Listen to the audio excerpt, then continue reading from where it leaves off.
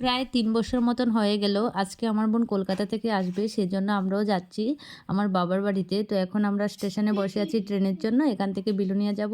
তো বিলোনিয়াতে দিদির বাড়িতে ওয়েট করব ওর জন্য। তো আমরা দিদির বাড়িতে ওয়েট করছি। আমার বোন এসে পড়েছে দিদির বাড়িতে। তো এই যে দেখো তিতলি ফার্স্ট টাইম ওর মাম্মামকে দেখছে। আর ৬ মাস বয়সে দেখেছিল, তখন তো অনেক ছোট ছিল। তো যাই হোক, আমরা বিলোনিয়া থেকে বাড়িতে এসে গেছি। তো বাড়িতে এসে যাই আর কি, সবার সাথে সবাই খুব মানে ইমোশনাল হয়ে গেছিলো। তো যাই হোক, এখন আমরা সবাই ফ্রেশ ট্রেশ হয়ে টিফিন খেয়ে বসে পড়লাম। আর এখন আমি তোমাদেরকে দেখাবো ও আসার সময় কার জন্য কি কি জিনিস নিয়ে এসেছে।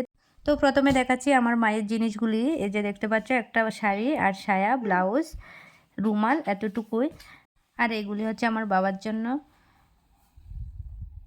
আর এগুলি হচ্ছে আমার বৌদির জন্য।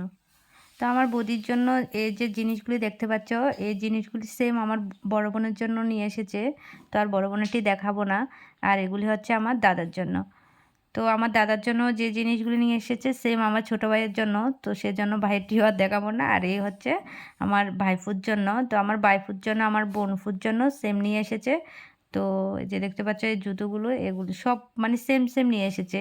আর এগুলি হচ্ছে আমাদের বাড়ির জন্য কিছু জিনিস নিয়ে এসেছে।